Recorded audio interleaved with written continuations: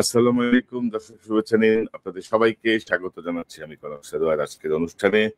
দর্শক, শিরোনাম দেখে বুঝতে পারছেন যে জেনারেল ওয়াকারুজ্জামানকে নিয়ে আহ, বৈষম্য বিরোধী আন্দোলনের নেতা হাসনাত আব্দুল্লাহর একটি ফেসবুক স্ট্যাটাস, যেটি গতকাল বাংলাদেশ সময় রাতের বেলায় মধ্যরাতে তিনি দিয়েছেন, যে জেনারেল ওয়াকার আওয়ামী লীগকে পুনর্বাসনের একটি পরিকল্পনার কথা তাকে বলেছেন।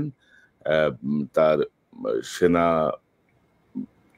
বাহিনীর ভেতরে যে তার যে বাসস্থান, সেখানে তাদের একটি মিটিং এ তিনি এই কথাটি বলেছেন এবং তিনি যুক্তি দিয়েছেন যে কেন আওয়ামী লীগকে আবারও আহ, রাজনীতিতে আসতে হবে, না হলে বিশ্বের কাছে গ্রহণযোগ্য হবে না, ইত্যাদি ইত্যাদি অনেক কিছু। এই বিষয়টির পরেই বাংলাদেশের ছাত্র সমাজের একটি প্রতিক্রিয়া, সাধারণ মানুষের মধ্যে একটি প্রতিক্রিয়া, রাজনৈতিক যে দলগুলো আছে তাদের মধ্যে একটি প্রতিক্রিয়া, সব মিলিয়ে রাজনীতি আবার একটি গরম পরিস্থিতি, এই যে একটি অন্যদিকে টার্ন নিচ্ছে এমন একটি অবস্থা। তো এই সার্বিক পরিস্থিতি, সার্বিক বিষয় নিয়ে আমরা কথা বলবো। আমার সঙ্গে যোগ দিচ্ছেন, কারো বিস্তারিত পরিচয় দেওয়ার কিছু নেই, আমার সঙ্গে যোগ দিচ্ছেন আপনাদের অত্যন্ত প্রিয় মানুষ পিনাকি ভট্টাচার্য। আহ, কোনো বিশেষণে যাওয়ারই কোনো সুযোগ নাই। পিনাকিদা, আপনাকে স্বাগত জানাচ্ছি। ধন্যবাদ। এবং আমার সঙ্গে যোগ দিচ্ছেন আপনার প্রিয় মানুষ ইলিয়াস হোসেন। ইলিয়াস, আপনাকে স্বাগত জানাচ্ছি। আসসালামু আলাইকুম।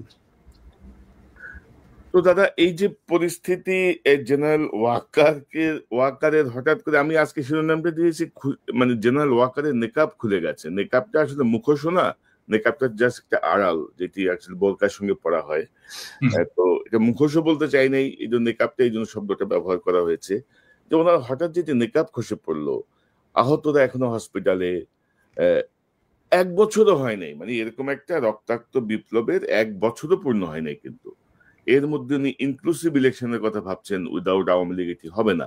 অথচ দেখেন যে 3টে ইলেকশন হয়ে গেছে যেখানে বিএনপি ছিলই না। তো মানে তখন কিন্তু ওনারা তো মানে যার যার স্ব স্ব অবস্থানই তো ছিলেন না, কেউ একবার কারোর মধ্যে কোনো প্রতিক্রিয়া আমরা কিন্তু দেখি নাই। তো হঠাৎ করে এই বিষয়টা কেন আসলো, বা আপনি ইঙ্গিত দিচ্ছিলেন, আমরা কিন্তু বিভিন্ন সময় কথা বলছিলাম। পাশাপাশি জেনারেল ওয়াকার কিন্তু গত 7 মাসে আওয়ামী লীগের যারা ঘনিষ্ঠ তাদের কাউকে কিন্তু সরান নাই, মানে সবাই বহাল ছিল। তো আপনার কাছ থেকে শুরু করি পিনাকিদা, আপনার কাছ থেকেই শুরু করি। প্রথমে সবারই একটা প্রশ্ন যে আসলে ওয়াকার সাহেব কি চাচ্ছে, কেন এরকম করছেন। হ্যাঁ, এবং গত 25শে ফেব্রুয়ারি থেকে উনি যে অ্যাগ্রেসিভ ভাবে অ্যাড্রেস করছেন, সেই অ্যাগ্রেসিভনেস এর পিছনে কারণটা কি?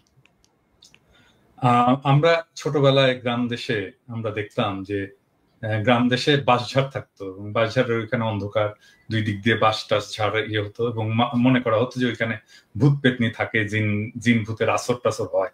এবং ওই জায়গা দিয়ে যাওয়ার সময় আমরা জোরে গান গাইতাম আর কি, জোরে জোরে কথা বলতাম যেন জিন ভূতের আসরটা যেন না পড়ে। তো ওয়াকার সাহেবের অবস্থা হয়েছে এইরকম আর কি, উনি জোরে জোরে গলার জোর বাড়ায় উনি দেখানোর চেষ্টা করতেছে যে উনি ভয় পান নাই, কিন্তু আসলে উনি ভয় পেয়েছেন। ঘটনা হচ্ছে উনি কিসের ভয় পেন? ভয়টা হচ্ছে জাতিসংঘের সেই রিপোর্ট, যে রিপোর্টটা আমি বলছি যে এটা একটা বিস্ফোরক, এবং এটা পাতায় পাতায় ছত্রে ছত্রে লেখা আছে কোন বাহিনীর কে কে কিভাবে মানুষের মানবাধিকার লঙ্ঘন করছে, গণহত্যা চালাইছে, গণহত্যার সহযোগী হয়েছে, এভিডেন্সকে ধামাচাপা দেওয়ার চেষ্টা করছে, এবং সমস্ত জায়গায় সুপিরিয়র রেসপন্সিবিলিটিতে ওয়াকার সাহেব আছে। এবং ওয়াকার সাহেব এই বিচারটাকে এড়াতে চান। এটাই হচ্ছে ওনার এই জোরে জোরে কথা বলা এবং ইনস্টিটিউটকে বিতর্কিত না করতে বলার আহ্বান জানানোর পেছনের কারণ। এখন মুশকিলটা হচ্ছে কি, যে এই রিপোর্টটা তো আর প্রফেসর ইউনূসের সরকার তৈরি করেনি, রিপোর্টটা তৈরি করছে জাতিসংঘ। এবং এই রিপোর্টটা যদি কেউ ডিটেইল পড়ে দেখে তাহলে দেখবে যে মানে প্রমাণ হিসাবে তুলে ধরার ক্ষেত্রে জাতিসংঘ যে মেটিকুলাসলি প্রত্যেকটা তথ্য, প্রত্যেকটা এভিডেন্সকে কতবার ভেরিফাই করছে, হ্যাঁ, তার কোনো ইহত্যা নাই। মানে ধরেন আমি একটা এক্সাম্পল দিই, ধরেন একটা ছবি ব্যবহার করছে, হ্যাঁ, এই ছবিটা কিভাবে, কোথায়, কোন সোর্স থেকে পাইছে, কিভাবে সেটা ভেরিফাই করছে, কিভাবে ফটো ইমেজটাকে এনহ্যান্স করছে, কে করছে, হ্যাঁ, কোন ফরেন্সিক ল্যাবরেটরিতে এটা এনহ্যান্স করা হয়েছে, কোন ফরেন্সিক সায়েন্টিস্ট এটা এনহ্যান্স করছে, এভরিথিং ডিটেইল। মানে এর এইখানে যে এভিডেন্স গুলো দেওয়া আছে সেটা কোনোটাকে অস্বীকার করার কোনো ক্ষমতা নাই। এখন এই যে আমি একটা এপিসোড করছিলাম, আমি আর পরে আর করিনি, কারণ আমি ওই যে সমস্ত হেলিকপ্টার গুলো আকাশে উঠছিল, এই হেলিকপ্টার গুলোতে ক্রু কারা ছিল, এটার একটা তালিকা আমি পাইছি। এবং আমি একটা সম্ভবত আমি প্রথম যে হেলিকপ্টারটা উঠছিল এবং যেখান থেকে প্রথম গুলি করা হয়েছিল সেই ক্রু এর তালিকা দিয়েছিলাম আমি, যে কে কে ছিল, অ্যামিনিশন কি কি উঠছিল, অ্যামিনিশন কতটা খরচ হয়েছে, সেইটার হিসাব সহ আমি দিছিলাম। সো এই ডিটেলটা আছে।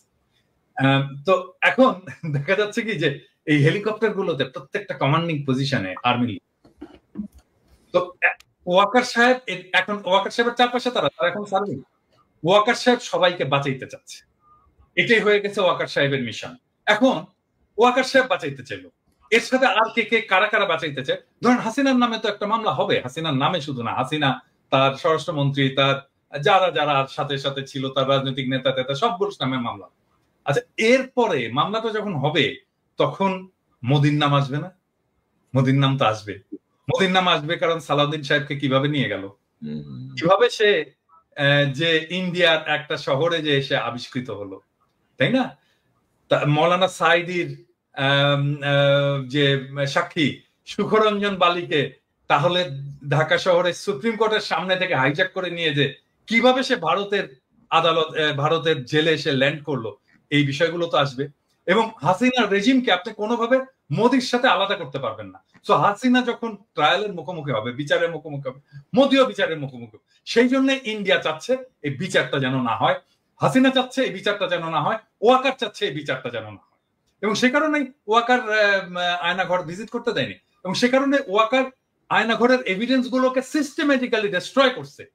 এবং এই জন্যই ওয়াকার সবাই যত 662 জন পারপিট্রেটর, বিচারক, পুলিশ অফিসার ইত্যাদি ইত্যাদি ইত্যাদি, আওয়ামী লীগ নেতা ইত্যাদি থেকে রক্ষা করছে এবং তাদেরকে বাইরে পাঠিয়ে দিচ্ছে। এটাই হচ্ছে ওয়াকারের প্ল্যান, ডিটেইল প্ল্যান, যেটা আসলে ইনফ্যাক্ট ইন্ডিয়ার প্ল্যান। সে সেটাকে এক্সিকিউট করতে চায়। এখন এটাকে কিভাবে এক্সিকিউট করবে? এক্সিকিউট করার জন্য প্রথম ইয়ে হচ্ছে যে এখন এমন একটা আওয়ামী লীগ লাগবে যে আওয়ামী লীগটা শুদ্ধ, পিওর, ভালো আওয়ামী লীগ আর কি।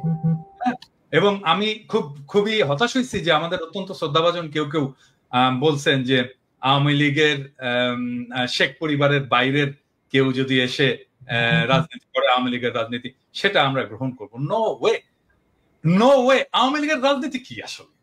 আওয়ামী লীগ কি রাজনীতি করছে? আওয়ামী লীগের রাজনীতিটা কি? আমাদের রাজনীতি হচ্ছে ধর্মনিরপেক্ষতা, বাঙালি জাতীয়তাবাদ, বাঙালি জাতীয়তাবাদ, সকল গণতন্ত্র, এবং এইটার নামে বাংলাদেশে একটা ফ্যাসিবাদ কায়েম করা। এটাই তো তার রাজনীতি। দুইবার আওয়ামী লীগ ক্ষমতায় ছিল, শেখ মুজিবুর আমলে ক্ষমতায় ছিল, সে ফ্যাসিবাদ কায়েম করছে, একদলীয় শাসন কায়েম করছে। শেখ হাসিনার আমলে 15 বছরের শাসনে একই জিনিস, সে ফ্যাসিবাদ কায়েম করছে। আওয়ামী লীগের রাজনীতি ফ্যাসিবাদ, ফ্যাসিস্ট রাজনীতি। তাহলে আওয়ামী লীগের কি রাজনীতি? ভালো ফ্যাসিবাদ হয় নাকি? ফ্যাসিবাদের তো কোনো ভালো মন্দ নাই, মানে গুয়ের তো কোনো ভালো গু মন্দ গু নাই। গু অলওয়েজ গু, গুয়ের কোনো ভালো গন্ধ তো হয়। তো এই জন্যে এই ভালো আওয়ামী লীগ, মানে ভালো আওয়ামী লীগের প্রতিভূকে, ভালো আওয়ামী লীগের প্রতিভূ হচ্ছে শিরিন শাহ, ভালো আওয়ামী লীগের প্রতিভূকে, ভালো আওয়ামী লীগের প্রতিভূ হচ্ছে সাবের হোসেন চৌধুরী। কেন ভালো আওয়ামী লীগ? কারণটা হচ্ছে এখানে ক্লাস, শ্রেণী। এখন তোমরা বলবা যে দাদা আপনি আবার কমিউনিস্টের মধ্যে ঢুকেন। এইটাই হচ্ছে আসল বাংলাদেশের প্রবলেম, রুলিং এলিট ক্লাস। এই যে রুলিং এলিট ক্লাস, ইংরেজি জানা ক্লাস, এটাই হচ্ছে সবসময় ক্ষমতায় থাকবে। এটাই ডেইলি স্টার, এটাই প্রথম আলো, এটাই সাবের হোসেন চৌধুরী, এটাই শিরিন শারমিন। ইংরেজি শিক্ষায় শিক্ষিত, ওই যে ইংরেজি যেহেতু কইছি সেহেতু ঠিকই কইছি, সেই জন্য ইংরেজি জানা এই রুলিং ক্লাস সব সময় ক্ষমতায় থাকবে। সেটা আওয়ামী লীগের নামে হোক, এটা মিলিটারি শাসনের নামে হোক, এটা বিএনপির নামে হোক, এটা হোয়াট এভার নামে হোক, এটাই তারা থাকতে চায়। এবং এটাই যদি থাকে তাহলেই সেটা ইন্ডিয়ার স্বার্থটাকে রক্ষা করবে, ভারতের স্বার্থটাকেই রক্ষা করবে। এখন এখানে প্রশ্ন উঠতে পারে যে এই গ্রুপটা কেন আসলে ইন্ডিয়ার স্বার্থটাকে রক্ষা করবে?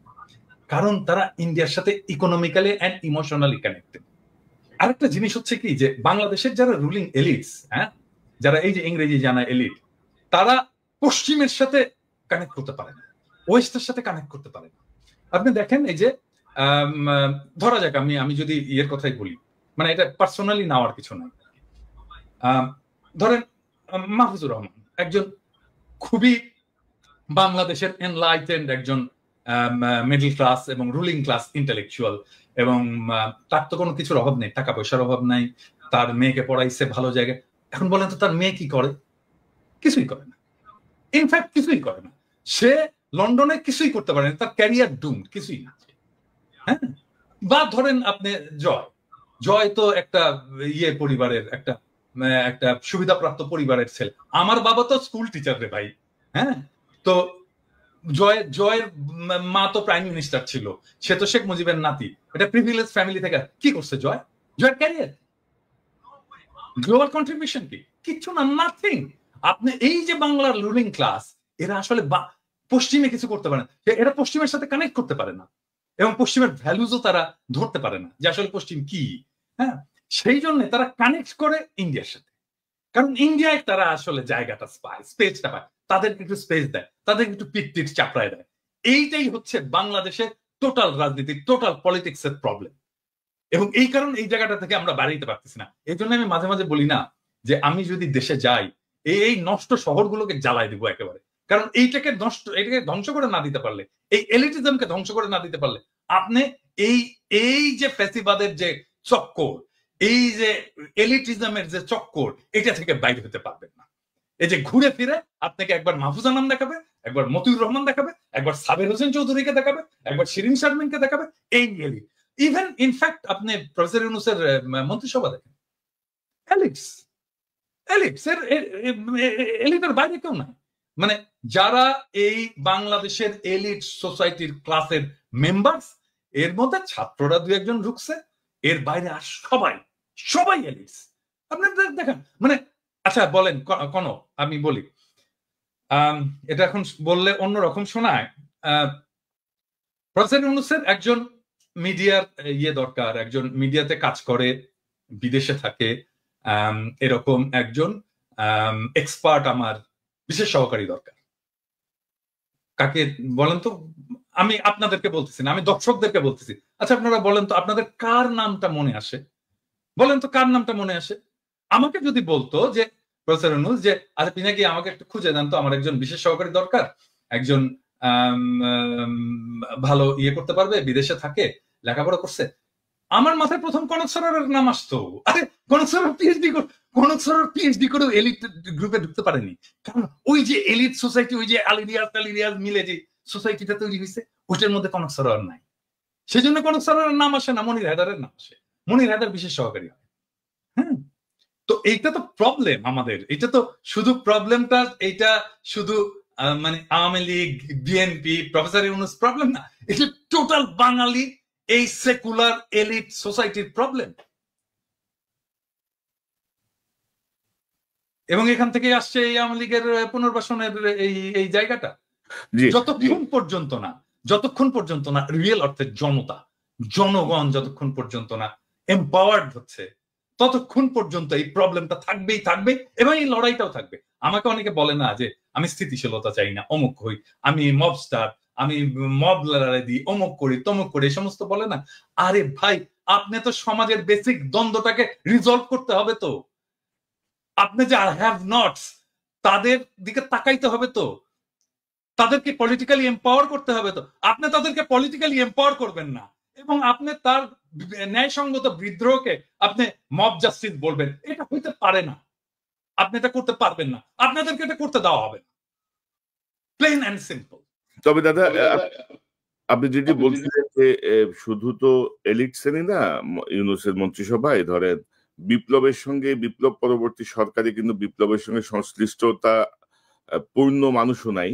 আর আমি দর্শকদেরকে বিনীতভাবে বলি, দাদা একটা এক্সাম্পল হিসেবে আমার কথা এনেছেন। ডক্টর ইউনূসের বিশেষ সহকারী হওয়ার জন্য আমার কোনো আগ্রহ নাই, বা আমি ওইটা যাইতে চাইও নাই। দাদা জাস্ট একটা এক্সাম্পল হিসেবে বিষয়টা এনেছেন, আপনারা আবার এটাকে অন্য ব্যাখ্যা করেন না। তো দাদা আমি আসবো আবার আপনার কাছে। এই যে ধরেন ইলিয়াস, আপনি কিভাবে দেখছেন? আপনার কাছ থেকে একটু শুনি। ধরেন যা বললো মোটামুটি সবকিছু কভার আপ হয়ে গিয়েছে। আমি শুধু যেই সিচুয়েশনটার কারণে আমাদের আজকে লাইভ, যেটাকে উদ্দেশ্য করে আমি সেই জায়গায় কিছু কথা বলতে চাই। হাসনাতের ফেসবুক পোস্ট, তিনি তার পোস্টে বলেছেন 11 তারিখে তাকে ক্যান্টনমেন্টে নিয়ে যাওয়া হয়েছিল, রাইট? আজকে কত তারিখ? 21 তারিখ আজকে আমাদের। বাংলাদেশে এই 22। 10 দিন হাসনাত বলেন নাই কেন? হুম। কোনো কিছু কি মানে নেগোসিয়েশন হচ্ছিল যেখানে হাসনাত যেটা চাচ্ছিল সেটা হয় নাই? মানে আমি জাস্ট যুক্তিটা বলছি আর কি। আমি হাসনাতের এটা নিয়ে করছেন, এরপরে হাসনাতের সাথে আমার গতকালকেও কথা হয়েছে। আমি হাসনাতকে মানে দোষ দিচ্ছি না, বুঝছি মানে বলা হয় নাই কেন, এই কথাটা কেন বললাম জানেন? হাসনাতকে জিজ্ঞেস করছিল ইলিয়াস এটা প্রশ্নটা? হ্যাঁ, না আমি এই কথাটা জিজ্ঞেস করি নাই, এই বিষয় নিয়ে কোনো আলোচনাই হয়নি আমার সাথে। অন্য বিষয় নিয়ে আমি ওই যে আসিফের ব্যাপারে যে ইয়ে করেছিলাম সেটা নিয়েই করেছিলাম। আমি এটা জিজ্ঞেস করছিলাম হাসনাতকে, হ্যাঁ, কারণ হাসনাত নানা সময় আমার সাথে নানা কথাবার্তা বলে, ওর মান অভিমান রাগ এই সমস্ত বিষয় ইয়ে করে আর কি, হ্যাঁ। তো এই সমস্ত আমি জিজ্ঞেস করছিলাম যে হাসনাত তুমি এই জিনিসটা তো আমাকেও বলতে পারতা, হ্যাঁ, ওই দিন তো আমাকেও বললা না কেন? বললো যে দাদা আমি আসলে আমাকে এইভাবে বলছে, আমি একদম এক্স্যাক্টলি এই কথাটা বলতে, দাদা আমি আসলে রাজনীতি বুঝি না, হ্যাঁ, আমি রাজনীতি ভালো বুঝি না এবং আমার মাথার মধ্যে কখন কোনটা করতে হবে এই জিনিসটা আমি সবসময় ঠিক মতো বুঝতে পারি না, আমার বয়স কম, এভাবে আমাকে বলছে। হ্যাঁ, আপনাকে বলাটা উচিত ছিল আগেই, হ্যাঁ, এটা নিয়ে আমাকে আরো আগেই বলা উচিত ছিল, কিন্তু আমি সারা দিয়ে নিয়ে রাজনীতির নানা ফ্রাস্ট্রেশন নিয়ে আমি এত বেশি জেরবার ছিলাম যে আমি আসলে বুঝতে পারিনি কখন কোনটা আমার করা উচিত, কিন্তু যে সময় মনে হইলো যে আমার এটা বলে ফেলা উচিত আমি বলে ফেলছি। এই আমাকে এক্স্যাক্টলি এই ইয়েটা দিছে, তোমার সাথে কথা হইলে তুমি এটা চেক করতে পারো। না আমি তার কথায় যেটা, এই যে এই ঘটনাটা আমি জানি না সে কেন বলেছে, কিন্তু আমি তার সাথে যে কথাগুলো বলেছি তার কথায় স্পষ্ট বোঝা গিয়েছে যে আসিফ তারপরে মাহফুজ এদের একটা চক্র আছে, এই চক্রটা মিলে যা করছে সেটার সাথে এই হাসনাত সার্জিস এদের খুব ভালো একটা সম্পৃক্ততা নাই এবং তাদেরকে কিছুটা কর্নার করা হয়েছে। আমি জানি না এই কথাগুলো, যেহেতু ব্যক্তিগত আলাপ, এই আলাপগুলো আমি পাবলিকলি বলতে চাই না, কিন্তু আমি আপনাদের একটা জাস্ট সিনারিও বুঝাইলাম। দর্শকের হয়তো অনেকের মনে হইতে পারে যে মনে হয় এই হাসনাত মানেই বোধহয় মাহফুজ মানেই বোধহয় আসিফ, না, এইখানেও একটা একদম সরাসরি একটা পার্টিশন করা হয়েছে। তো আমি হাসনাতের ওই কথাটা কেন বললাম জানেন দাদা, যে আজকে বিপ্লবের 7 মাস পরে দাঁড়িয়ে মাহফুজ বলেন শাহবাগীদের শাহবাগী ট্যাগ দিয়া, তারপরে এই যে কোনো জায়গায় মিটিং মিছিল টিছিল করা, এগুলোতে তারা খুব একটা মানে ভালো মনে করছেন না। ওনারা এসছেন হচ্ছে এই মবের মাধ্যমে, এসে তারপরে এখন কিছু কিছু জায়গা নিজেদের সুবিধা মতো বাগিয়ে নিয়ে এখন আর ওনারা কোনো বিশৃঙ্খলা চান না। এখন যেখানে যে জায়গায় আছেন সেই জায়গায় থেকে তারপরে ওনারা চান এটা চলুক এইভাবে, এটাই ওনারা চান। না তাই তো হয় ইলিয়াস, এটাই কিন্তু হওয়ার কথা। কারণটা হচ্ছে কি যে মানে যারা স্টেবল হয়ে গেছে, পার্ট অফ পাওয়ার, ক্ষমতার যারা অংশ, তারা তো চাইবেই যে সবকিছু যেন শান্ত থাকে, আমার ক্ষমতাটা যেন নিরুপদ্রব থাকে, এটা তো তারা চাইবেই। কিন্তু এই শান্তটা থাকবে কয়দিন? এই মাহফুজ, আমি তো বললাম তো থাকবে না, কারণ মাহফুজ, এই আসিফ, এই নাহিদ, এই হাসনাত, এই সার্জিস রাস্তার টোকায়ের কাছেও মার খাবে, কেউ ঠেকাইতে আসবে না। কি মনে করে মাহফুজ? মনে করে কি ও নাকি 5 কোটির নিচে নাকি ও কোনো ও করেন, ওর সাথে কোনো ডিলিংস 5 কোটির নিচে নাকি করা যায় না, এটা অভিযোগ। আমার কাছে কোনো প্রমাণ নেই, অভিযোগ বলে রাখলাম। এই অভিযোগগুলো আমি এখন না বলি, কারণ এখন কথা হচ্ছে না, কিন্তু এই যে মানুষগুলি তারা যে এখন মনে করেন যে মবতন্ত্রে এই মব মানে শাহবাগীদের বিরুদ্ধে কথা বললে তার গায়ে লাগে, তিনি এখন এটা চান না। মাহফুজকে 1000 কোটি টাকার মালিক বানাই দেবো আমি, $1 বিলিয়ন মালিক বানাই দেবো, $1 বিলিয়ন। $1 বিলিয়ন মালিক হওয়ার পরে মাহফুজ মনে করে কি মেম্বার নির্বাচন করে পাশ করে আসতে পারবে? মাহফুজ যাক তো, ওরা স্থানীয় নির্বাচন করতে চাইছে কেন? ওরা আগে ওই করতে চায়, ওই যে টুর্নামেন্টের আগে, বড় টুর্নামেন্টের আগে কিছু ম্যাচ হয় না, ওইটা খেলে ওরা মনে হয় মেম্বারই নির্বাচন, ধরেন আসিফকে এই হাতি মার্কায় অমুক ইউনিয়ন পরিষদের মেম্বার নির্বাচনে ভোট দিন, এভাবে মনে হয় ওরা মেম্বার হিসাবে আগে দেখে আসতে চাচ্ছিল মাঠটা কি অবস্থা, তারপরে জাতীয় নির্বাচন। জামানত নিয়ে আসতে পারবা না বিএনপি এবং জামাতের কাছ থেকে। অতএব এত লাফানোর কিছু নাই যে আপনি এসছেন মবতন্ত্রের মাধ্যমে, আপনি এখন এসে সবকিছু আইন কানুন ভাবে তারপরে দেখান। আইন, এই যে বিচারকগুলোকে আপনি সরাইলেন, কোন আইন দিয়ে সরাইছিলেন? উপদেষ্টা বানাইছিলেন বাংলাদেশের সংবিধানে ছিল, আপনি বসালেন কেন? আপনারা যেভাবে উপদেষ্টা হয়েছেন এটা কোন আইনে ছিল? এখন বিডিআর এর মামলার সময় আপনি আইন দেখান, এখন উদিচির মামলার সময় আপনি আইন দেখান, 21শে আগস্টের মামলার সময় আপনি আইন দেখান, ওই ফেনীতে যেই বনোজ কুমার আর ব্যারিস্টার সুমনরা যেটা করে গিয়েছে সেই 16 জন মানুষ এখন পর্যন্ত তারা কেন কন্ডেম সেলে আছে?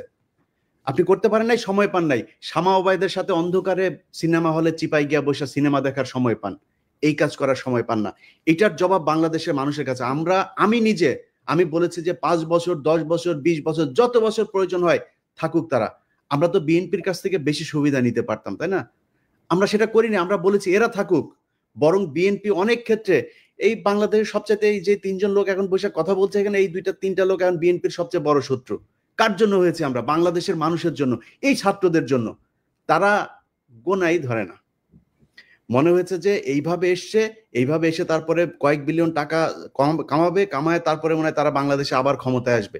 এত সহজ? আপনার মতো এরকম কয়েক বিলিয়ন ডলারের মালিক বাংলাদেশে বিএনপির অনেক নেতা আছে, নাম ধরে বলতে পারি, তারা আওয়ামী লীগের সময়ই কামাইতো। আপনি কি মনে করেন নাকি আজকে এই বিতর্কে আর গেলাম না, তারা কামাইতে পারতো, কিন্তু তারা কিন্তু টাকা দিয়ে আপনি বাংলাদেশে রাজনীতি করতে পারবেন। আপনার চেয়ে বহু টাকাওয়ালা লোক বসে আছে বাংলাদেশে। আমি একটা জিনিস, সরি ইলিয়াস, আমি ইন্টারাপ্ট করার জন্য, যে জিনিসটা আমি আমার সকালবেলা দেখে খুবই মেজাজ খারাপ হয়েছে। নাসিরউদ্দিন পাটোয়ারি জাতীয় নাগরিক পার্টির একজন খুবই গুরুত্বপূর্ণ নেতা, সে আজকে একটা স্ট্যাটাস দিচ্ছে, মানে আমার দেখছেন, কেউ দেখছেন এটা স্ট্যাটাস? ইলিয়াস দেখছো? কোন? আমি খেয়াল করিনি। সেই স্ট্যাটাসে সে বলতেছে জিয়াউর রহমান লুটেরা। মানে কি ধৃষ্টতা! মানে এই ছেলের তো রাজনীতি করার কোনো অধিকারই নাই, রাইটই নাই, কোনো রাজনীতি করার বিন্দু মাত্র তার পলিটিক্যাল ট্রেনিং নাই। মানে সে জিয়াউর রহমান ক্যারেক্টারকেও বোঝেনি, জিয়াউর রহমানের রাজনীতিকেও বোঝেনি, জিয়াউর রহমানের কন্ট্রিবিউশনকেও বোঝেনি, এবং জিয়াউর রহমান বাংলাদেশের জন্য কি সেটাও বোঝেনি। সে বলে দিল লুটেরা। এত বড় ধৃষ্টতা! আশ্চর্য ব্যাপার। মানে একটা রাজনীতিতে, মানে আমি বলবো যে এই সময়টা, এই যে ওয়াকারের এই ইস্যুটা নিয়ে একটা কিন্তু মোরাললেস জাতীয় ঐক্যের একটা অবস্থা সৃষ্টি হয়েছে।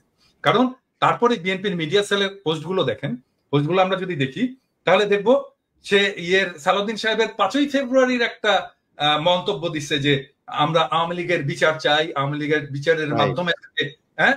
তারপরে যতগুলো মিডিয়া সেলের পোস্ট সব প্রো পিপল, আমরা যা চাই সেইখানে।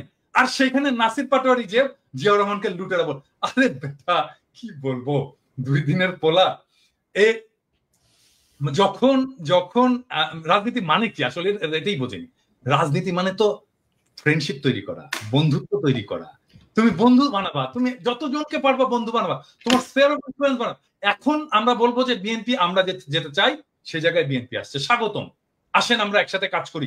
এই আওয়ামী লীগকে আপনারাও চান না, আমরাও চান না। আপনি চান বিচার, আমাদের হয়তো সামান্য কিছু আছে, তফাৎ আছে কিন্তু আসেন আমরা বসে আমরা একসাথে কাজ করি। এবং এই সময়টা আসলে আমাদের তৈরি করা উচিত যে আমরা যতগুলো রাজনৈতিক দল আছে, আমাদের যত মত আছে, অ্যান্টি ফ্যাসিস্ট মত আছে, তাদের একসাথে বসার একটা বাস্তব শর্ত তৈরি হয়েছে।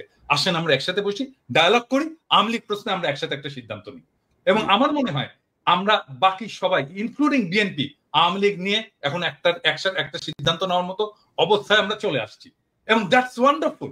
আজকে দেখেন 27 নম্বরে হয়েছে, এই যে আওয়ামী লীগ মিছিল করছে এই করে, হ্যাঁ, ঠেকাইছে কারা জানেন? ছাত্র দলের ছেলেরা ঠেকাইছে। আমার তো ছাত্র দলের ছেলেদের এখন স্যালুট দিয়ে বলতে হচ্ছে যে আয় বাবা বুকে আয়, হ্যাঁ, এইটাই তো চাই আমরা, তো এই ছাত্র দল চাই, আমরা তো এই বিএনপি চাই, হ্যাঁ। সো এখন তৈরি হয়েছে একটা অভূতপূর্ব একটা জাতীয় ঐক্যের প্রেক্ষাপট, যেই জাতীয় ঐক্যের উপরে দাঁড়ায় আমরা পরবর্তী জায়গায় যাইতে পারি। আর নাসিরউদ্দিন পাটোয়ারি এখানে বলে দিল। আমার মনে হয় নাসিরউদ্দিন পাটোয়ারির শুধু, আমি জানি না কি অবস্থা, ওর ক্ষমা চাওয়া উচিত, জাতির কাছে ক্ষমা চাওয়া উচিত জিয়াউর রহমান সম্পর্কে দৃশ্যতাপূর্ণ মন্তব্য করার জন্য। এবং আমি এটা খুবই পার্সোনালি নিছি। ইউ অল নো যে আমি ব্যক্তিগতভাবে, শুধু পলিটিক্যালি না, ব্যক্তিগতভাবেও আমি জিয়াউর রহমান চরিত্রটাকে অ্যাজ পলিটিক্যাল লিডার, বাংলাদেশের একজন আইকন হিসেবে আমি কতটুকু রেসপেক্ট করি। এবং এই জায়গায় আমি জানি না নতুন জেনারেশনের কথা, আমাদের জেনারেশন থেকে কোনোদিন মেনে নেবে না, কোনোদিন না, নেভার এভার। এইটা যদি ছাত্ররা না জানে, নতুন দলের লোকেরা যদি না জানে, তাহলে রাজনীতি না করাই। না দাদা, ওই যে ছাত্র উপদেষ্টা বা ছাত্র যারা ধরেন নেতৃত্বে আছে, তাদের যে বডি ল্যাঙ্গুয়েজ বা তাদের যে হাবভাব আর কি, এটা ঠিক মনে হয় না তারা বিপ্লব করে আসছে আর কি। মনে হয় যেন একটা ওই এলিট পলিটিক্যাল না পার্টি। কনক ভাই, আপনি দেখেন শুরুর দিকে আমরা যখন আসিফ নজরুলের ব্যাপারে কথা বললাম, আমি আসিফ নজরুলের ব্যাপারে কথা বলার পরে এই আসিফ সবার আগে এসে আসিফ নজরুলের পাশে দাঁড়াইলো, কিচ্ছু বলি নাই, হজম করেছে। আজকে আপনি আপনার বইতে লিখেছেন ক্যান্টনমেন্টে আপনি জানেন হাসনাত গিয়েছে, হাসনাত বলেছে না যায় নাই সে, আপনি গিয়েছেন। এখন আমরা কোনটা, ক্যান্টনমেন্টে কিছু একটা ঘটেছিল, আমি বলেছিলাম যে ডক্টর ইউনূসকে প্রধান উপদেষ্টা বানাইতে চায়নি, আসিফ নজরুলকে বানাইতে চাইছিল। এখন তো আপনারা স্বীকার করছেন, এতদিন স্বীকার করেন নাই কেন? এতদিন স্বীকার করা উচিত ছিল। তাইলে তো আসিফ নজরুল, আসিফ আজকে যায় মানুষের কাছে যায় বলে যে সে তার আসিফ নজরুলের সাথে তার সম্পর্ক ভালো নাই, ইলিয়াস ভাই কেন আমার পেছনে লাগলো। আরে ভাই, আপনার সাথে ভালো সম্পর্ক না আমি কেমনে বুঝবো? আপনি প্রথম আলোর নিয়ে আমার আমার আমার আমার যে রক্তের ভেতরে এন্টি ইন্ডিয়ান যে সেন্টিমেন্ট আমার ভেতরে কাজ করে, তার সবচাইতে বাংলাদেশের প্রধান দোষর হলো গিয়া প্রথম আলো আর ডেইলি স্টার। আপনি সেই প্রথম আলোর কাছে যায় তারপরে আপনার বই ইয়ে করেন, আপনি আর জায়গা পান নাই কোথাও।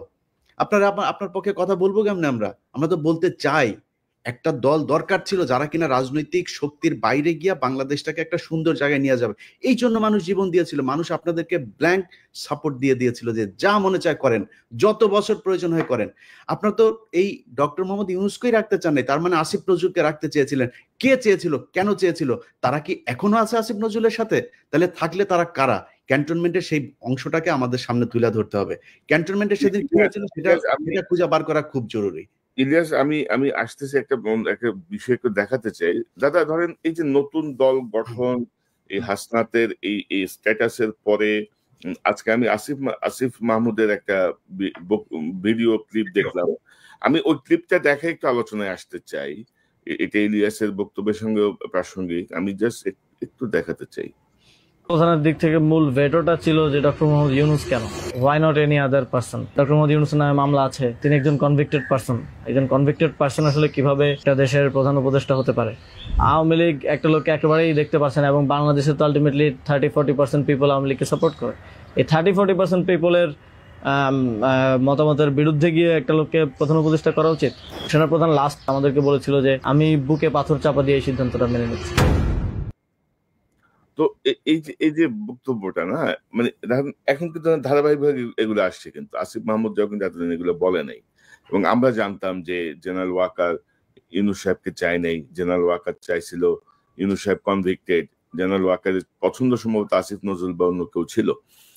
তো এই মুহূর্তে ধরেন হাসনাতের স্ট্যাটাস, এই আসিফ মাহমুদের এই বক্তব্য বা সবকিছু মিলিয়ে নতুন যে রাজনৈতিক মেরুকরণ বা সমীকরণ কি হতে যাচ্ছে আপনি কি মনে করেন? বা পরিস্থিতি যা দেখছি, ওয়াকার সাহেবকে হয়তো সরে যেতে হবে এমন একটা পরিস্থিতি, কিন্তু তো পিনাকিদা আপনি কি মনে করতেছেন? সব একসাথে আসতেছে কিন্তু না, আমি এইখানে এখন আমি আসলে একটু কনক্লুসিভ জায়গায় যেতে চাই যে এখন আসলে কি করা উচিত। মানে আমাকে অনেকে বলে যে দাদা কোন দিকে যাচ্ছে দেশ, কি হবে না হবে। আমি বলি যে দেখেন দেশের অবস্থা এমন ভোলাটাইল, প্রত্যেক মুহূর্তে প্রত্যেক দিন চেঞ্জ হচ্ছে। এখানে কিছু প্রেডিক্ট করা যায় না, এখানে আপনাকে নেভিগেট করতে হবে। এখানে প্রেডিক্ট করতে পারবেন না, নেভিগেট করতে হবে। সো নেভিগেট কে করবে? নেভিগেট করার যারা অ্যাক্টর আছে তারাই নেভিগেট করবে। রাজনৈতিক দলগুলো করবে, সোশ্যাল ইনফ্লুয়েন্সাররা করবে, রাজনীতির অ্যাক্টিভিস্টরা করবে, সরকার করবে, এই ব্যুরোক্রেসি করবে, এরা মিলে সবাই নেভিগেট করবে। সো এই নেভিগেশনে আসলে কে জিতবে এই ইয়েতে? এই প্রশ্নটা চলে আসে যে এইটাতে কি আর্মি জিতবে, এটাতে কি ব্যুরোক্রেসি জিতবে, এটা থেকে ইন্ডিয়া জিতবে? এখানে উত্তর ভেরি সিম্পল। এখানে জনতা যার পক্ষে থাকবে, যাদের পক্ষে থাকবে তারাই জিতবে। হ্যাঁ, আর জনতা তাদেরই পক্ষে থাকবে যারা ন্যায় এবং ইনসাফের পক্ষে থাকবে। তাহলে এখানে প্রশ্নটা হচ্ছে যে ন্যায় এবং ইনসাফের পক্ষে কারা আছে। আমি এইখানে বিনয়ের সাথে প্রফেসর ইউনূসের এই ম্যানেজমেন্ট স্টাইলটার একটু সমালোচনা করতে চাই। যেমন ধরেন প্রফেসর ইউনূসের তো আর্মি চিফকে ডেকে জিজ্ঞেস করা উচিত ছিল যে আচ্ছা আপনি যে বিক্রম মিশ্রের সাথে দেখা করলেন, আপনি কার পারমিশনে দেখা করলেন ভাই? হ্যাঁ, আপনি আমার পারমিশন নিছিলেন? আমি তো defence minister, de facto defence minister, আপনি তো ডিফেন্স মিনিস্ট্রির পারমিশন নেবেন বিক্রম মিশ্রের সাথে দেখা করার জন্য। আমি জানি না এটা প্রফেসর ইউনূস করছেন কিনা, আমার বিশ্বাস এটা উনি করেননি। হ্যাঁ, তারপরে দেখেন ওয়াকার সবার সাথে কথা বলতেছে, বিভিন্ন জনের সাথে কথা বলতেছে, এই সোসাইটির বিভিন্ন লোকের সাথে কথা বলতেছে, অমুক অমুক অমুক অমুক তার সাথে কথা বলতেছে, ইভেন ধরেন হাসনাতের সাথেই বা কথা বলতেছে। কোন ক্যাপাসিটিতে কথা বলতেছে? হাসনাত তো একজন পলিটিক্যাল লিডার, তাই না? মানে আর্মি চিফের বাসায় যে হাসনাত এরকম পলিটিক্যাল লিডাররা কথা বলবে, এটা বলতে দেবো আমরা? মানে এইটা প্রফেসর ইউনূসের পারমিশন দিছে? তো প্রফেসর ইউনূস এটাকে কিভাবে ম্যানেজ করছেন? আমার ইয়ে হচ্ছে যে প্রফেসর ইউনূসকে ওনাকে ডাকতে হবে, ডেকে বলতে হবে যে আপনি যে এগুলো করছেন আপনি তো পারমিশন দেবেন না। এখন হইতে পারে প্রফেসর ইউনূস আর্মির সাথে সরাসরি ডিল করতে চান না, তো ফাইন, উনার একজন বিশেষ সহকারী আছেন, একজন জেনারেল আছেন, উনি করুক, এটা উনাকে দায়িত্ব দিয়ে দিক।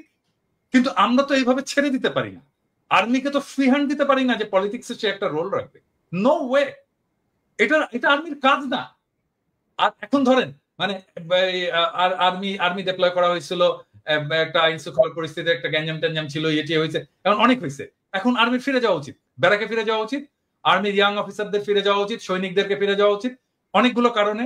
এক হচ্ছে এতদিন মাঠে থাকা উচিত না, 2 নাম্বার তারা ক্লান্ত, 3 নাম্বার তাদের প্রফেশনাল ট্রেনিং এর দরকার আছে। তোরে ভাই, আর্মিকে তো আমার ট্রাফিক পুলিশ আর এই মব পিটানোর কাজে লাগানোর দরকার নেই, তাকে দেশ রক্ষার কাজে লাগাবো, আমি তাকে ট্রেনিং দেবো, আমি তার স্কিল বাড়াবো, তাকে ক্যান্টনমেন্টে যে তার যুদ্ধবিদ্যা শেখাবো, আমি সে ক্যান্টনমেন্টে ফিরে যাক। আর্মিকে দ্রুত ক্যান্টনমেন্টে ফিরিয়ে নিয়ে যাওয়া হোক, এবং ফিরিয়ে নিয়ে যেতে তাদেরকে বিশ্রাম এবং তার পরবর্তী কাজের মধ্যে লিপ্ত করা হোক। এবং সেটার জন্য সিভিল প্রশাসনটা ফাংশনিং হতে পারতেছে না আর্মি, কারণ মনে করতেছে ও আচ্ছা আর্মি এসে তো এটা ট্যাকেল করবি, আমার তো এটা যাওয়ার দরকার নেই।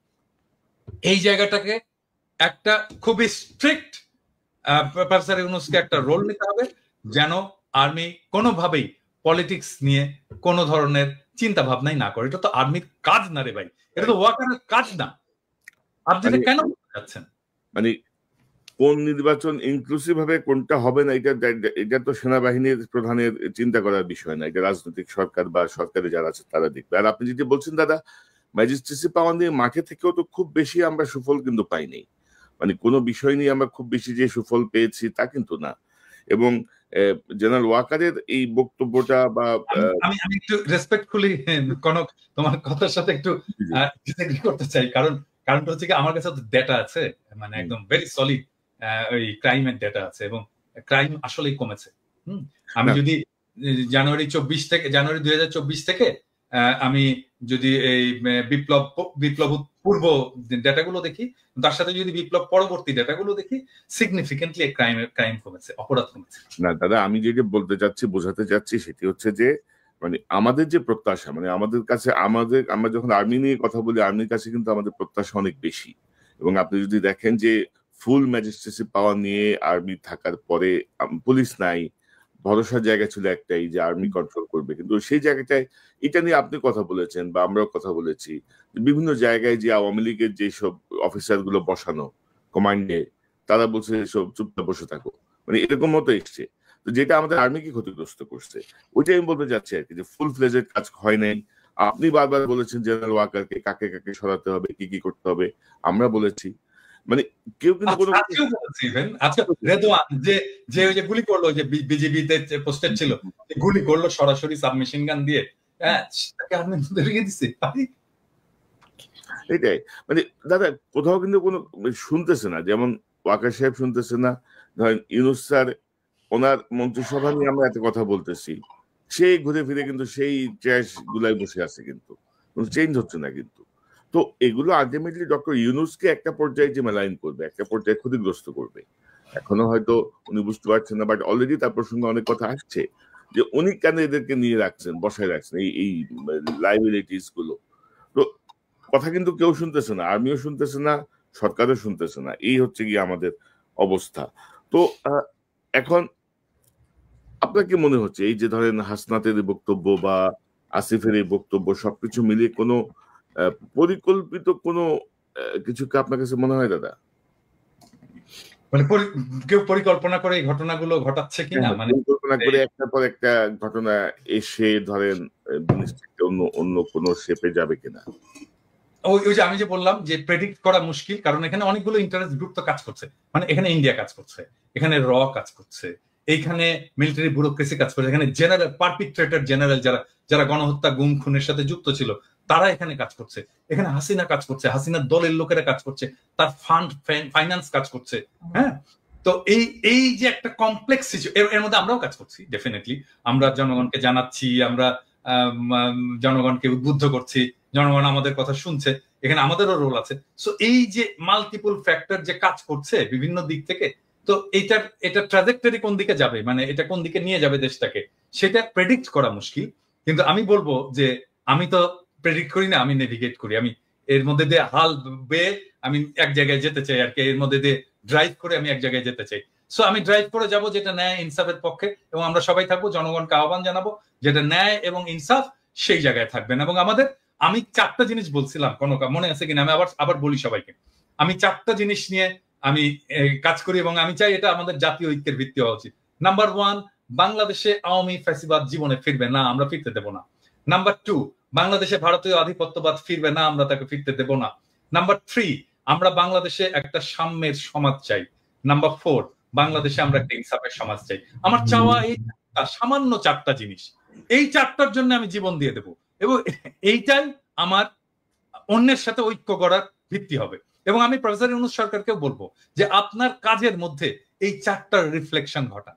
এবং আমি বিএনপি কে বলবো, জামাতে ইসলামীকে বলবো, বাংলাদেশের সকল রাজনৈতিক দলকে বলবো যে এখন আপনারা বসে আসেন, আমরা একটা জাতীয় ঐক্য তৈরি করতে পারি কিনা এই 4টা বেসিসের ভিতর। আপনারা যদি কিছু অ্যাড করতে চান করতে পারেন, কিন্তু যত বেশি অ্যাড করবেন এটা কমপ্লেক্স হবে। এবং আমি বিএনপির যত নেতার সাথে কথা বলছি, জামাতের যত নেতার সাথে কথা বলছি, ইভেন জামাতের বাইরেও যত নেতার সাথে কথা বলছি, এমনকি ছাত্রদের যত নেতার সাথে কথা বলছি, এই 4টা পয়েন্টে কিন্তু কেউই ডিসএগ্রি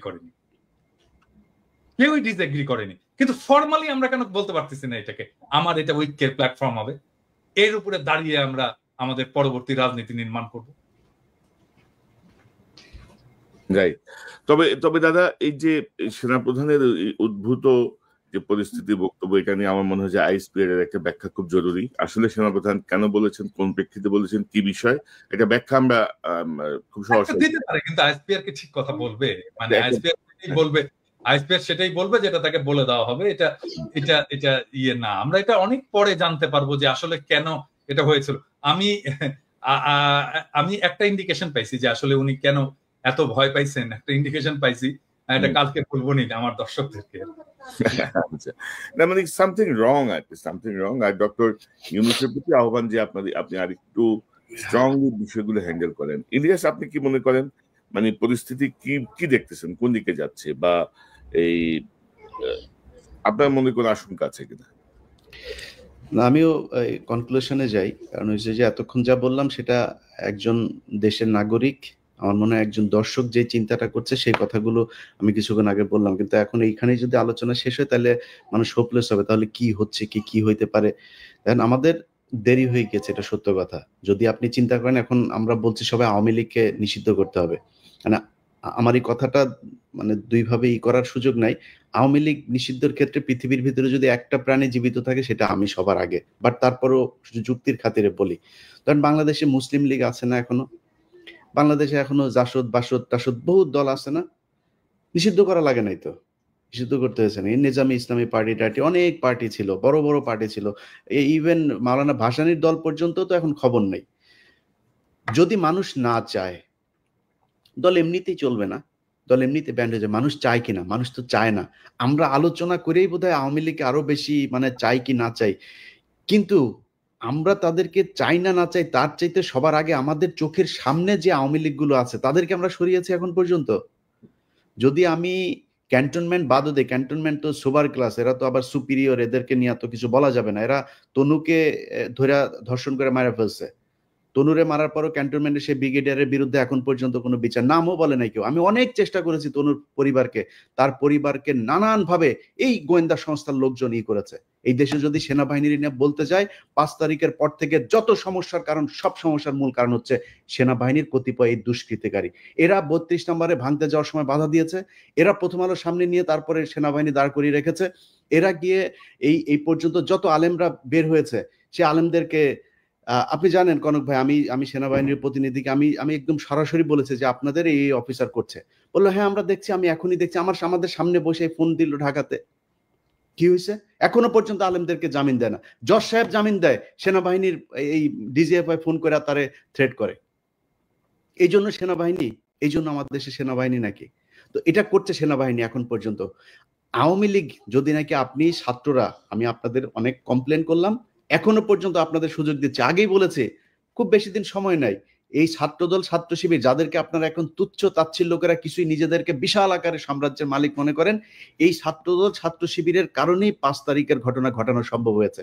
আপনাদের পক্ষে করা সম্ভব হইতো না এককভাবে, এটা মনে রাখেন। তাদেরকে নিয়ে ছাত্রদল ছাত্র শিবির মারামারি করবে, টেন্ডারবাজি করবে, অনেক কিছু করতে পারে। তাদের ব্যাপারে কথা বলতে গেলে খুব সাবধানে কথা বলেন, যারাই ১৫ বছর অন্তত সরকারের সাথে হাত মেলায় নেয় তাদের ব্যাপারে। সো তাদেরকে হিসাব করে যেমন কথা বলতে হবে। আর আপনারা যারা কিনা এখন পর্যন্ত আওয়ামী লীগের যে লোকজনগুলো আছে, যারা মনে করেন যে আপনারা কয়দিন পরে টাকা পয়সা নিয়ে তারপরে খুব ভালো অবস্থানে থাকবেন, সেই ছাত্রদেরকে বলতে চাই, যদি নাকি আসলে এই দেশে থাকতে চান, আমি আবারও রিপিট করি, দেশে যদি থাকতে চান, পরিস্থিতি যা হয়েছে আপনি দেশেই থাকতে পারবেন না। আসিফ নজরুল অলরেডি তার বউ বাচ্চা আমেরিকায় পাঠিয়ে দিয়েছে, সে টাকা পয়সা যা পাঠাচ্ছে একদম দায়িত্ব নিয়ে বলছি, আপনাদেরকে গ্যারান্টি দিয়ে দিলাম, আসিফ নজরুল আমেরিকাতে প্রপার্টি কিনেছে, প্রপার্টি কার মাধ্যমে কিনেছে সেটাও জানি। পরিস্থিতি আসলে আপনারাই জানতে পারবেন, তখন এই ক্যান্টনমেন্টের ঘটনা যেমন আজকে বের হয়েছে ওইভাবে সবকিছু সামনে নিয়ে আসা হবে। আচ্ছা, এই যে টাকা পয়সা নিয়ে করছেন, এটা নিয়ে বাঁচতে পারবে না। কি করতে হবে? যেটা করতে হবে সেটা হচ্ছে এই যে হত্যা মামলার আসামিগুলো আছে না, এটার উপরে আপনাদেরকে সবার আগে এমফেসিস করতে হবে। আপনারা যারা আহত হয়েছে না, তাদের চিকিৎসার জন্য সর্বোচ্চ করতে হবে। যারা নিহত হয়েছে তাদের পরিবারকে খুব দ্রুত বড় অঙ্কের রাষ্ট্রীয় কোষাগার থেকে তাদের জন্য করতে হবে। এর আগে আমি বলেছি, পিনাকিদা বলেছে, আমরা একদম স্পষ্টভাবে যে যদি আপনার টাকার প্রয়োজনে, ফান্ডের প্রয়োজনে আমাদেরকে বলেন, আমরা ফান্ড কালেক্ট করে দেব। বাংলাদেশের মানুষ এই জুলাইয়ের যে শহীদ, তাদের জন্য তাদের সর্বোচ্চ স্যাক্রিফাইস করতে রাজি আছে। আপনাদের কারণে মানুষ সেগুলো নিয়ে কথা বলে না, কারণ আপনারা তোলেনি না। মাঝখানে একবার কষ্টের কথা বলি, মাঝখানে একবার এরা পঙ্গু হাসপাতালের সামনে গিয়ে দাঁড়াইলো, আমি একজন ছাত্র উপদেষ্টাকে, সমন্বয়কে আমি বললাম যে ভাই, এই মানুষগুলো এখনো পর্যন্ত আমাদের মিডিয়াতে কথা বলে তারপর চিকিৎসা নিশ্চিত করতে হবে। সে আমার কি জবাব দিছে জানেন দাদা? সে আমারে বলে যে ভাই, এরা হইছে উপদেষ্টা হইতে চায়, বুঝছেন? এরা উপদেষ্টা হইতে চায়, এদের অন্য ধান্দা আছে। যে কোনো ডিসেন্ট ভয়েসকে, যে কোনো প্রমিনেন্ট ডিসেন্ট ভয়েসকে বলা শুরু করে আর কি, যে উপদেষ্টা হইতে পারেনি জন্যই এরকম এগুলি করে। তো আমরা এই বিডিআর হত্যাকাণ্ড নিয়ে ধরেন যে কাজগুলো করা হয়েছে, সেনাবাহিনীর পক্ষ থেকে এখনো পর্যন্ত যেই কারণে বিভিন্ন জায়গায় তাদের লোকজন বিভিন্ন লোকজনকে থ্রেট করে, একজন আলেম তাকে জামিন দেওয়া হয়েছে 2000 আপনার মানে এখন থেকে 9 বছর আগে, তারাবির নামাজ পড়ে সে যে বাড়িতে যাচ্ছে তারে ফলো করে করে তারপরে বাড়িতে ঢোকার সাথে সাথে তারে ধরে নিয়ে আসছে। 16 বছর বয়স একজন হাফেজ। আচ্ছা সরি, আমি ইলিয়াস এখানে একটু ইন্টারাপ্ট করি তোমাকে, কারণ এটা আমাদের ইন্টারনাল আলাপ, যেটা আমরা বাইরে বলিনি এখনো। আমি তোমাকে বলছিলাম যে আলেমদের যারা, আমি কিন্তু বেশ কিছু আলেমের মামলা ডিসমিস করার জন্য আমি নিজে ব্যক্তিগত উদ্যোগ নিয়ে কাজটা করছি, পিপিদের সাথে কথাবার্তা বলে, এবং এই লিস্টটা একটু প্লিজ করো তুমি। আমার সাথে কালকে রাতেই আমার সাথে আলেমদের একটা প্রতিনিধির মিটিং হবে। আপনি চাইলে আমি আপনাকে তাহলে সেখানে রাখতে পারি। আমাকে রাখো, লিস্টটা দাও। আমি নিজে আমি এখানে ভলান্টিয়ার করতে চাই এবং আমি ওনাদেরকে হেল্প করতে চাই। গ্রাউন্ড লেভেলে দরকার হলে আমি কথা বলে যেভাবে হোক এই ভুয়া মামলাগুলো থেকে তাদেরকে বের করে নিয়ে আসার আমি সর্বোচ্চ চেষ্টা করব। দাদা, আমরা শোটা শেষ করে এই একটা 5 মিনিট একটা মিটিং করে নেব। আমি যেটা বলতে চাচ্ছিলাম, গুরুত্বপূর্ণ দুটো পয়েন্ট বাদ পড়ে যাচ্ছে। শিরিন শারমিন চৌধুরী, আপনি জানেন যে ভুয়া পাসপোর্ট করতে যে মানে এক সেনাবাহিনীর কর্মকর্তার বাসায় তিনি আছেন, তার ব্যক্তিগত কর্মকর্তাকে দিয়ে প্রভাব খাটিয়ে তিনি তার পাসপোর্ট করতে চেয়েছিলেন। তার মানে শিরিন শারমিন চৌধুরী এখনো দেশে আছেন। আমি জানি যে আরাফাতও দেশে আছেন, আরাফাতও দেশে। আরো অনেক আওয়ামী লীগকে কিন্তু এই যে জেনারেল ওয়াকারের বিষয়ে গতকাল যে বক্তব্যটি আসলো, তার মধ্যে বোঝা যাচ্ছে যে একটা গ্রুপকে এখানে পোষা হচ্ছে, মানে বিকল্প আওয়ামী লীগ বা নতুন আওয়ামী লীগ বা এরকম বিষয়টা নিয়ে। তো সেই জায়গাটায় আসলে কি করণীয়, এই বিষয়টা একটু আমি তো ডাক্তার, হ্যাঁ, মানে এটা ভালো আওয়ামী লীগ যদি তৈরি করা যাইতো, তার চেয়ে ডাক্তাররা অনেক আগে গবেষণা করে বাইর করতে করার চেষ্টা করতো যে কি করলে গুয়ে গন্ধ হবে না। হ্যাঁ, তাহলে এটা যেহেতু পাওয়া যায়নি, এটা যেহেতু পসিবল হয়নি, ভালো আওয়ামী লীগও তৈরি করতে পারবে না কোনোদিনই না। আওয়ামী লীগ সবসময় ফ্যাসিস্ট হবে, কারণ আওয়ামী লীগ আসলেই একটা ফ্যাসিস্ট দল, তার কনস্টিটিউশন থেকে শুরু করে তার পলিটিক্স টোটালি ফ্যাসিস্ট। তো এই যে শিরিন শারমিন বা এই জাতীয় কিছু আওয়ামী লীগ নেতা, গুচ্ছ নেতা বসে বসে আরামাইশ করবে মানে এর মধ্যে অফিসার্স মেসে, না কনক ভাই ওইটা না, আমি এদিকে সামনে এই জায়গায় যেটা করতে হবে, ওই যেই মব শুরু হয়েছিল ছাত্রদের সামনে, এখন রাস্তায় একটা অনেক ছাত্রদেরকে কোণঠাসা করে রাখা হয়েছে। ইভেন হাসনাত সার্জিসও এখন কোণঠাসা এই মাহফুজ আর আসিফদের কাছে, তারা এখন ক্ষমতার ভোগ করার মধ্যে আছে। প্রাইভেট ইউনিভার্সিটি, এই যে north south university, BRAC university, এই ইউনিভার্সিটিগুলোর কত ছেলে পেলে মারা গিয়েছে, একজন প্রতিনিধি আছে সেখানে। মাদ্রাসার স্টুডেন্টরা মারা গিয়েছে, তাদের কোনো প্রতিনিধি আছে? জামাত বিএনপির লোকজন মারা গিয়েছে, তাদের কোনো খবর আছে? মনে হচ্ছে এই আসিফ, নাহিদ আর মাহফুজ তিনজন মিলে বাংলাদেশ স্বাধীন করেছে। মাহফুজ কোন জায়গায় ছিল? মাহফুজ মাঠে কোথায় ছিল? আমরা এটা দেখতে চাই, ভিডিও ফুটেজ দেখতে চাই। মাহফুজ মাঠের কোন জায়গায় ছিল? সামনাসামনি সে ফাইট করেছে? কোথাও ছিল না। আচ্ছা, তিনি এখন মাস্টার মাইন্ড হয়ে গিয়েছেন। এখন এই যে জিনিসগুলো করা হয়েছে, আমি মনে করি আমার সাথে অনেকে যোগাযোগ করে প্রাইভেট ইউনিভার্সিটির, বিশেষ করে একটা বিশাল বড় গ্রুপ আছে, এই গ্রুপগুলো চায় তারা এদের ব্যাপারে, আমি বলি যে দেখেন ভাই, ওরা যেভাবে চালাচ্ছে চালাক, যেহেতু তারা 5 তারিখের একটা পক্ষ, আমি তাদের প্রতি একটা সফট কর্নার ছিল, কিন্তু আজকে বলছি যারা যারা আছেন সবাইকে, ইভেন কি ভিপি নুরুল হক নূরের দল, তার কন্ট্রিবিউশন নাই এখানে আছে নাকি? নূরের কোনো কিছু আছে নাকি? আমি বলি ভাই, আমি আমার কথা বলি, আপনার কথা বলি, বলেন কষ্টের কথা আজকে বলি। আজকে যেহেতু আলোচনা এসছে নতুন করে, আমার নামে মামলা আছে, এই মামলাগুলো সরানো উচিত না? এমন কোন উপদেষ্টা কেউ ফোন করেছে আমাকে এখন পর্যন্ত যে ভাই কি হয়েছে, কোথায় আছে আপনার মামলা? আসিফ নজরুলের ওই নারী কেলেঙ্কারি করব, তখন আসিফ নজরুল ফোন করে, ইলিয়াস আপনার কি কি আছে আমার একটু দেন। আরে বেটা, তোর কাছে আমার দেওয়া লাগবে কেন? তুই আগে চাইছিস আমার কাছে? আগে চাস নাই কেন? আগে যদি চাইতি তাহলে তোর আমি দিতাম। এরপরে আজ পর্যন্ত কেউ করে নাই, কেউ করে নাই।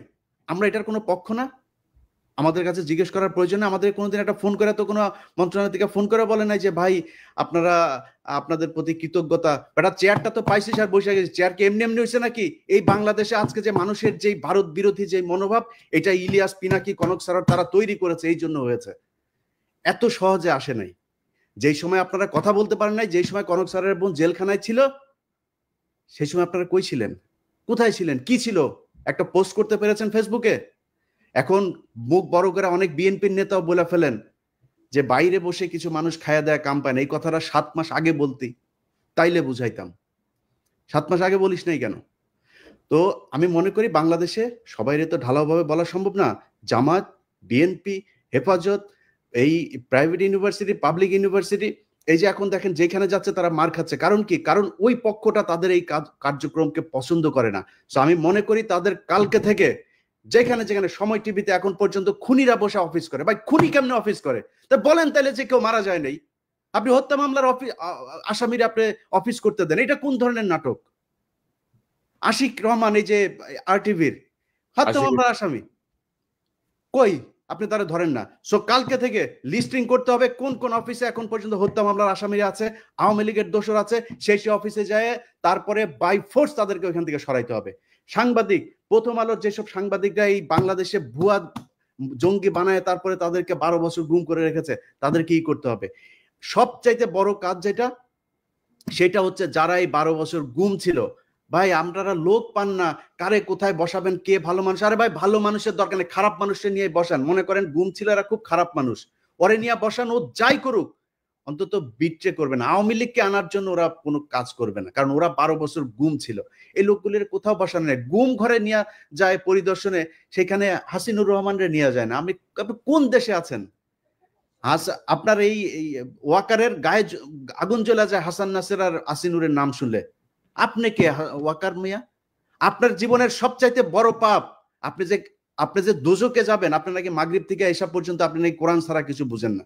আমাদেরকে বুঝায় গেল ভাই, আজকে বলি নামটাম না বলি, আমার আর কনক ভাইরে আর্মির প্রতিনিধি দল আইসা নিউ ইয়র্কে এসে বুঝায় গেল উনি মাগরিব থেকে এসা পর্যন্ত কারোর সাথে দেখা করেন না, কোরআন শরীফ পড়েন। এইভাবে নাকি কেমনে পরে চশমা চোখে দিয়ে এইভাবেও দেখা গেল না, একদম সামনে বসা। আমরা বিশ্বাস করলাম। আমরা কিন্তু তারপর থেকে পিনাকি দাদার কাছে আমি মাপ চাই আজকে।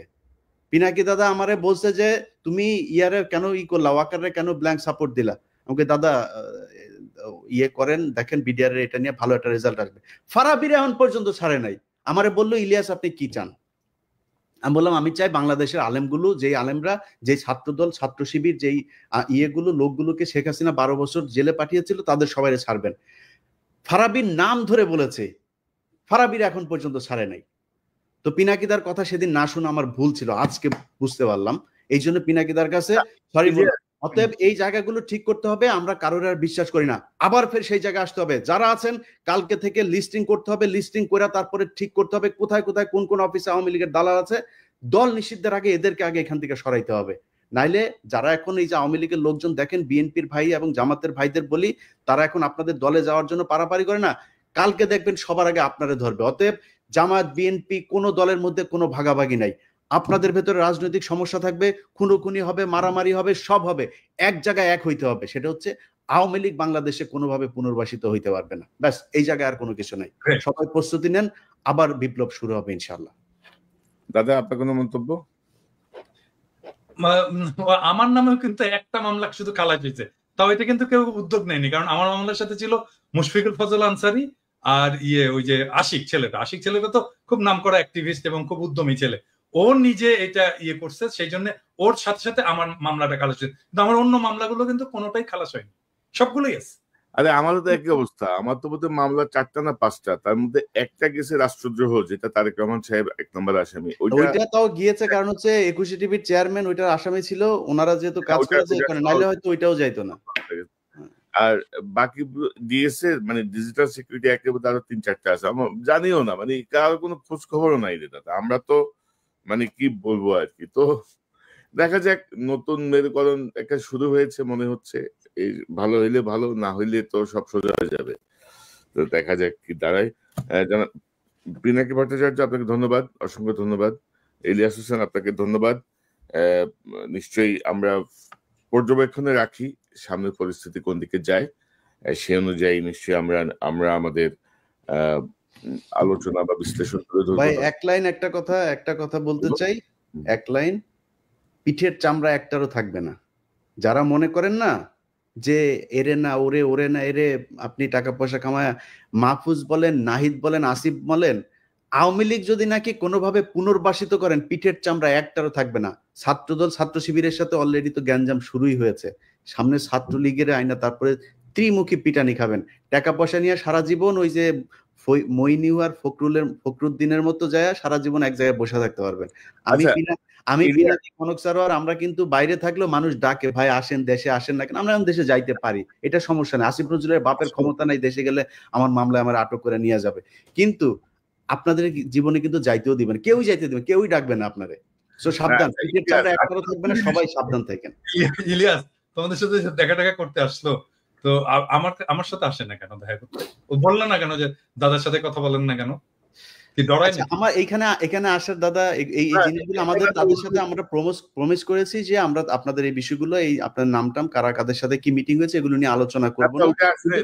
তারপরে বলি কারণটা কি। কারণটা হচ্ছে আমি যে বিডিআর এর কাজটা করছিলাম, এই বিডিআর এর এই বিষয়টা নিয়েই তাদের যুক্তি দেখেন, সেনাবাহিনীর যুক্তি শোনেন।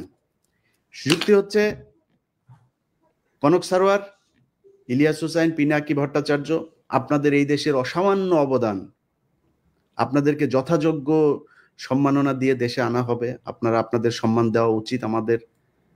আচ্ছা, এখন কি করতে হবে? সেনাবাহিনী নিয়ে করা যাবে না, বিডিআর নিয়ে করা যাবে না।